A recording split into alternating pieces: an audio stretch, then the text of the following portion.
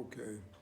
Well, various things happened, and finally I ended up in another uh, quartermaster company, but I was back in the medics there, and that's where one night I had to march with a company out in the woods, and it was a night of a full moon, and on our way, we went through a empty meadow-like field, about a quarter of a mile across it, and into some woods and all. And then somebody got sick, so I had to be sent back to camp, running at a trot to get a vehicle to take him to the dispensary or to the hospital. And on my way back, I ran into a rabbit dance, and I had never heard of anything like it, but the rabbits were all over this meadow, and they would be like four of them jumping up and down together, or one up the other down in groups of two or four. And as I ran through them, they just got slightly out of my way, and I went through. And then when I got in a Jeep and came back, and I wasn't driving, but I was sitting in the Jeep, and came back, and then something happened, and it spooked the rabbits, and they dispersed. But I read later that they have those rabbit dances in various places, but I've seen very few people who've ever seen one. I've never heard of it. And one man, I talked to it about much later when I was teaching at Oakwood, and he told me privately that he ran into one, and in which they were around a big tree that happened to be kind of in the middle of a meadow, and there were two circles going around the tree trunk, one in one direction and the other in the opposite direction. And he said, I have never told anybody that because I didn't want them to accuse me of dreaming or making up stuff or something. And but I found out that it was a phenomenon that went on every now and then. And the foxes and the bobcats and whatever else feasted on rabbit would be in the woods like at the edge, and they just go in, pick a rabbit out of a group, take him by his neck, go out to the edge of the woods, kill him, and go back and get another one, and so forth. But they finally spooked that night when the Jeep came in, and so we went back with the man in the Jeep. Then we didn't see them, but that was one unusual view that God gave me. But I never had dreamed of it before. But so went to various ventures, and finally I got put into the 92nd Division, which was, there were two black divisions in World War II, and the 92nd was the one that went to Europe, about 16,000 men, and the 93rd, as I say, went to the Far East. And so I was in it from Thanksgiving Day, and on Thanksgiving, the famous black boxer of the time, Joe Louis, was eating with our company, and he was sitting at a table 8 seats away from where I was. And so after he ate, he told the captain, who was his host, that he wanted to call his wife. So his captain called me and asked me to take him to the office and show him where the phone was and everything. And so I got to be acquainted with him a little bit. Then later on, I got shipped to the 92nd Division in Fort Huachuca, Arizona, and that's where I undertook my first 20-mile hike. Now, we were supposed to, my training outfit was supposed to take 20-mile hikes 3 times a week in our training, but our sergeant would march us out to the nearest woods, and we'd find shade trees and all, and sit down and sleep a couple of hours and then march back. But this was a real 20-mile hike. And then right after Christmas, I got shipped by myself from Fort Huachuca, Arizona to Camp Atterbury, Indiana, where I joined a regiment that was all black and had black officers, because it was against the Army regulations for black officers to outrank a white one. And so it had all black officers and only 2 or 3 white ones, but by the time they got us together and took us to Italy, and there they would consider all black troops unfit for combat. And that's where they divided us up among all the airfields and bomb dumps and so forth in southern Italy. And we got there before Rome fell, while they were still on the Angio beachhead. And we saw some effects of that, but not very much. And then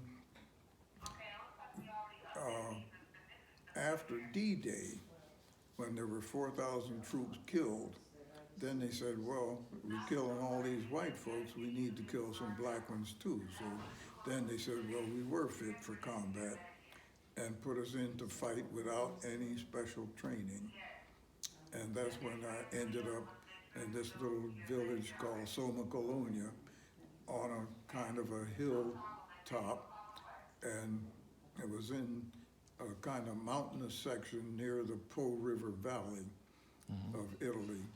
And on the north side was a little valley that sloped down, and especially from our gun position, where it sloped from the bottom of our house down a little ways, and then it spread slowly up a hill, up a higher hill, and the Germans were up there. And so that's where on Christmas, the trail up there from the town below was 4 miles, and it was very steep, like a 8-degree mount. And of course, we marched up it on foot the first time we went up, and a Jeep could make it, but our food came to us every day by mule train. And the food they were giving us, I don't know if I told you, was 10 in 1.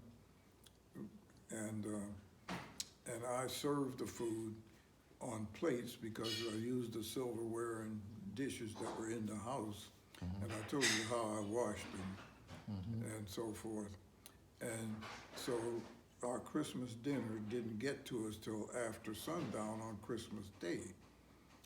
But the next day, it got there after dark that night, so the next morning I got ready to serve it, and we had seen trip flares on this hill coming toward us, so we knew the Germans were creeping down the hill, but it wasn't a thing we could do about it. And so just about daybreak is when I was standing.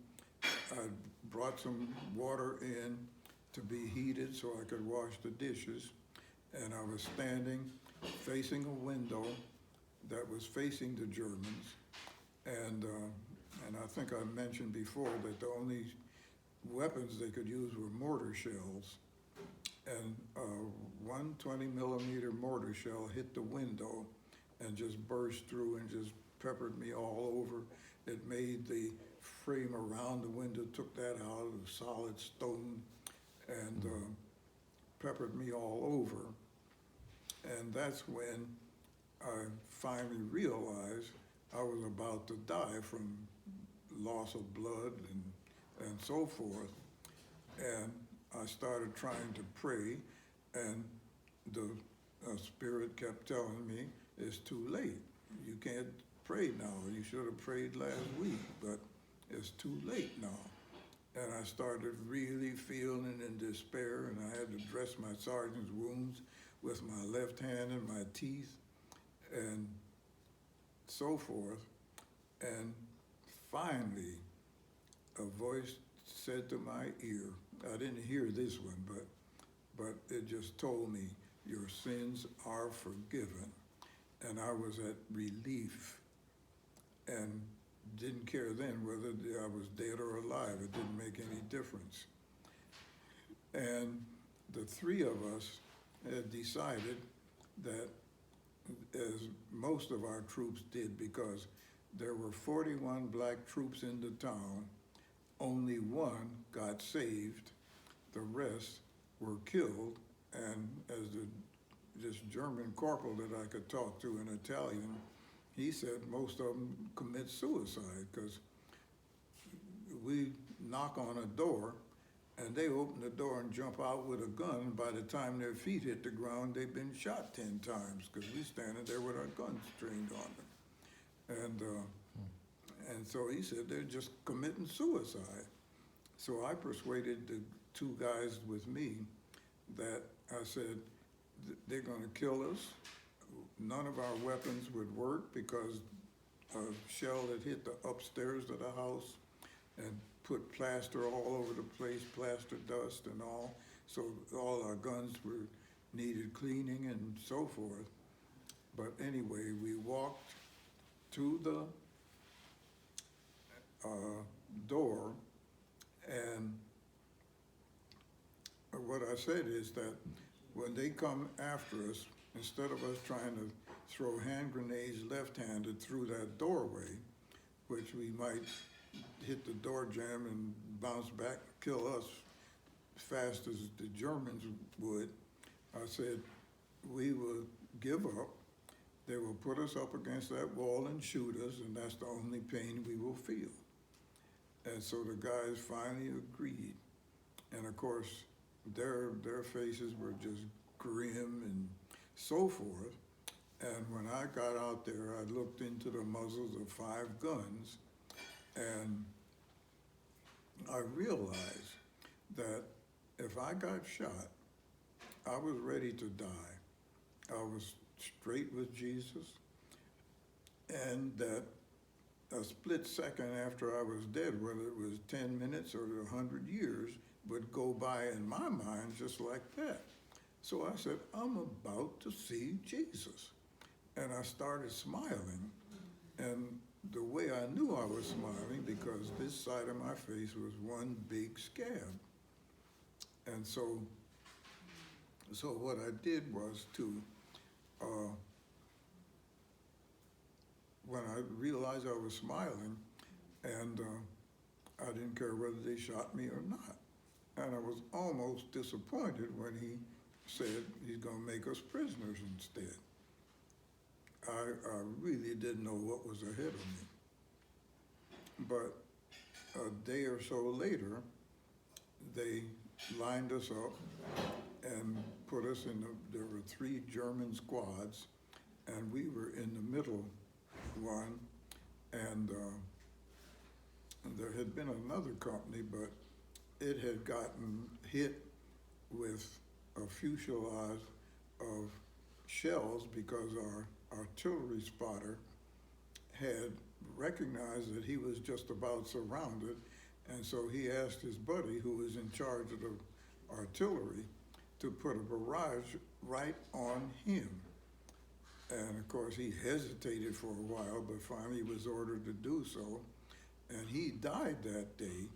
And I didn't know about all this until 50 years later, because they decided 50 years after the war to give a black person a Congressional Medal of Honor, and he was one of the 7, and I was at the White House when the medals were issued. Really? He was dead, of course. He died that morning, and one that was still alive then, there was only one, and he just died about 3 years ago now. And, but I didn't know about all that then, of course. And so when we had to walk, ending up all night after we had to go single file through the mountains for about an hour and a half or 2 hours. And they would stop like every 30 minutes and let us rest, because climbing hills is hard work, and going downhill and so forth. And then the German lieutenant says, "March," and we all started marching. And we were in the middle squad of the 3 German squads. Mm-hmm. And so I finally got to the place where I could count 5 steps. And I would ask God to help me to make 1, 2, 3, 4, 5, 1, 2, 3, 4, 5, all night long. And I couldn't think of anything else. I couldn't wish for anything. All I could do was concentrate on making those steps. And I finally began to run out of energy and knew I couldn't keep up much longer. I guess it was like 3 o'clock in the morning or so. And somehow I found a piece of peppermint in my hand. And so I put that in my mouth, and from that I could feel something going through my veins or arteries or whatever. And I was able to make the count all the way until after daybreak, when we got to a town. Okay, that's how I got captured. I can't tell my whole book, so. So they marched you to a prison camp, right? Not that day. Oh. We didn't reach the prison camp until just about 4 weeks later. Oh, okay.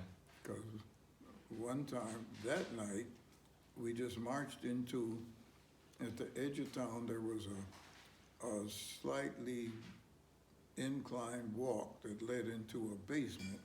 So we just went in the basement and lay down on the floor and slept.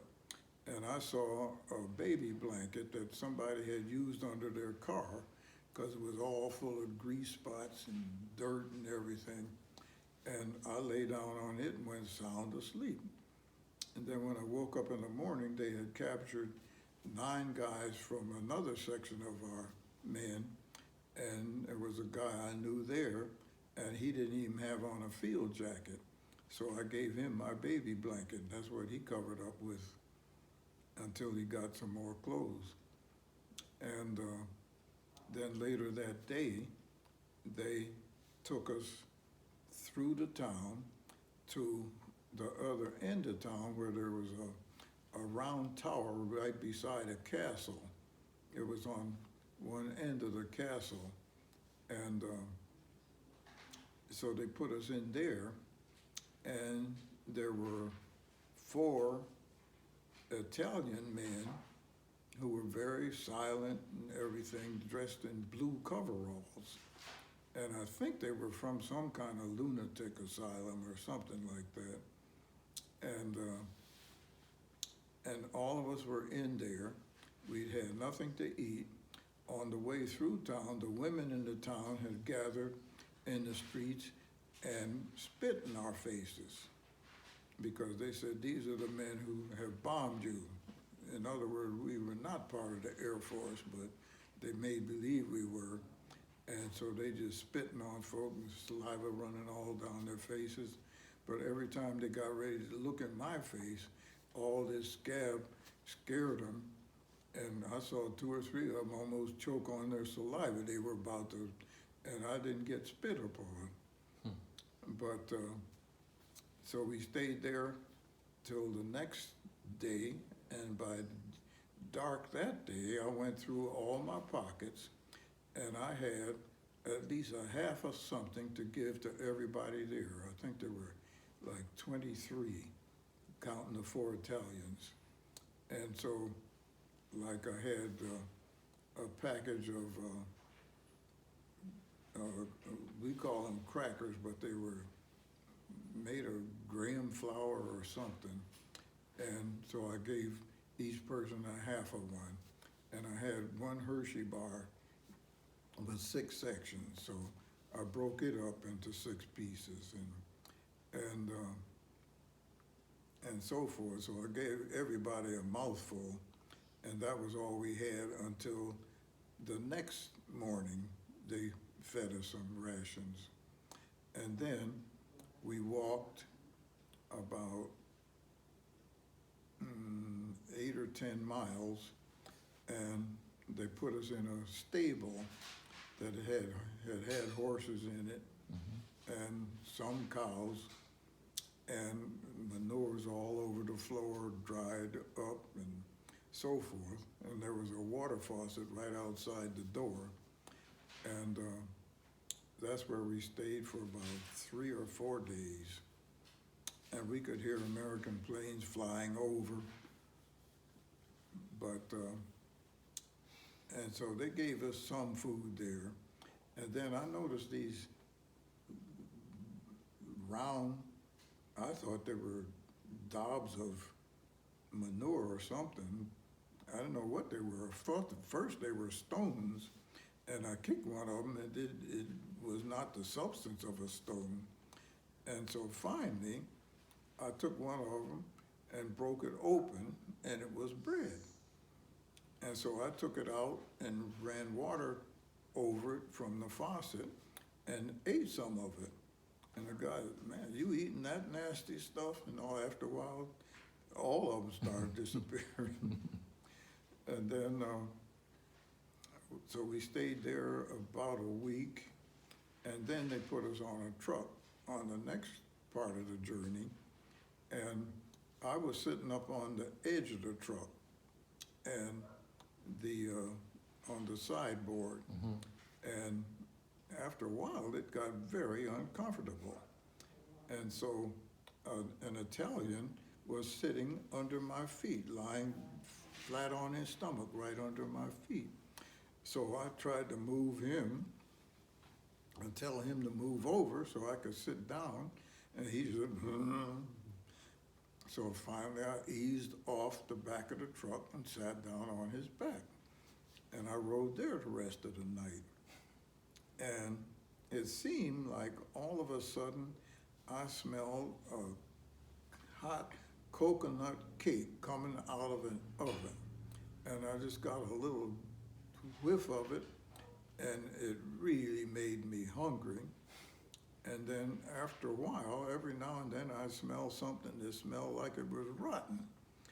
And so the next day, we got to a town, and they finally descend down a steep thing to a bridge across a river, and then up the other side, but the planes had bombed the bridge across the river.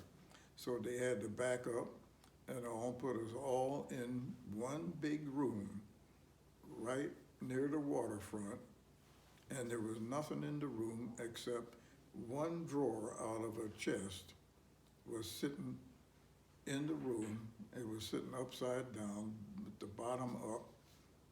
And so this Italian that I'd been sitting on sat on that drawer. And then he began to peel off these coveralls. And then he had on 7 pairs of shorts and 7 undershirts. And when he took off the last pair of shorts, there was some dew in it.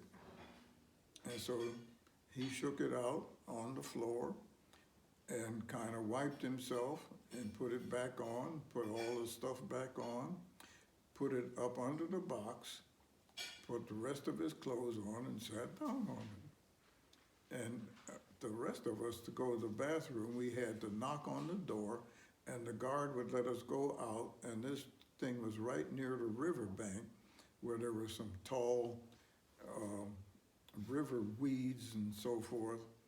And we had to tear the leaves off of those to use for toilet paper.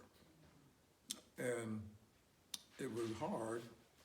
And so these Italians, I saw one of them scared to knock on the door because he needed to go. And the guy, don't do that. And he kept twisting and turning, and finally I told him in Italian to go on and do it. I said, there's no other place to go except to knock and let the Germans let you out to do something. And so he did, but the guys were having fun by stopping him. But I know I finally had to go out, and I decided, now I'm gonna use this thumb because there was no toilet paper, and I couldn't see any leaves that looked like they would do a good job. They looked too slick and all. So I said, I'm gonna use this thumb to clean up, and use this thumb because they gave us dry bread, and when they bake bread, they put about half flour and half sawdust in it. And so and they gave us tallow because those, in the United States in those days, when you buy margarine, you couldn't buy colored margarine. It had to be white, and then you got a little package of red coloring, which would make it yellow when you mixed it in. And so these guys would give us the margarine, but they didn't have any color with it, and you had to spread it with your thumb. And so the next meal I got, I couldn't remember which thumb was the dirty one.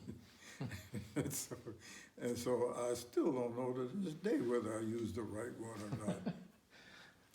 But I didn't get sick. But Good. so we stayed there for a while.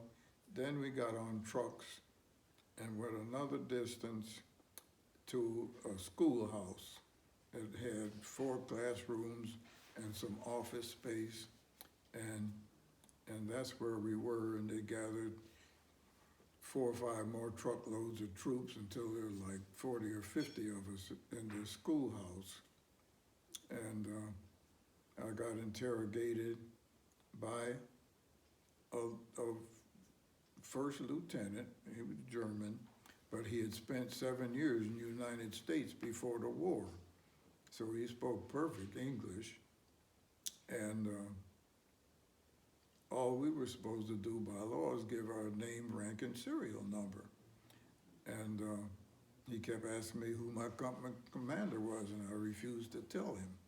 So I said, now, if he dismisses me and then calls me back again, I'll tell him the next time, but I'm not gonna tell him this time. But I never got called back. And then after a while, some were interrogated the second time, and then they decided to make a shipment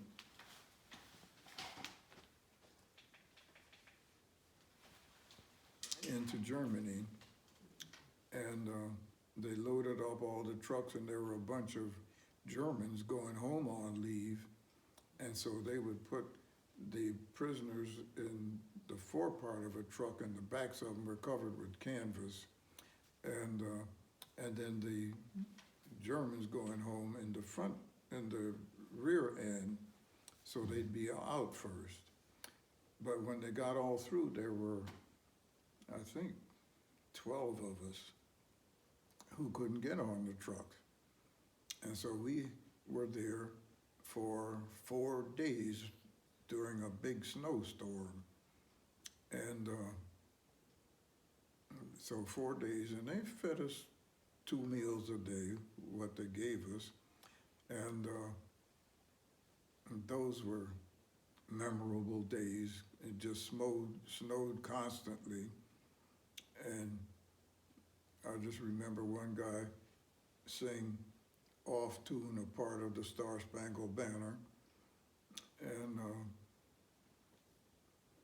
and so forth. And then finally they put us on a truck, and the same way there were only like 3 or 4 troops going on vacation, and so that night it got down to, I would guess, about 15, because my feet froze until I had no feeling from my knees down. I could feel when we crossed the Po River, because it got real calm and peaceful, no sounds of wheels turning or anything, and ended up in a big open barracks, and there was 4 bunks right at one place and a big pile of straw right near them. And the guards told us that that probably had lice in it, but I said, lice or not, I'm gonna get warm tonight. So I took my helmet, because I had a helmet, but I had a wool cap, knit cap under it. I filled my helmet full of snow, and I was gonna massage my feet when I woke up. And then I covered up with the straw, and my feet were still frozen the next morning. And then they put us in a place where we had to strip and take a cold shower, and they put our clothes through some kind of something. I don't know what it was. I think it was fake, but anyway, supposed to get rid of the lice, because by that time we had body lice. And then when I started taking off my bandages and stuff, they told me put mine back on and took me to the hospital. And so, no, you don't want me to tell the whole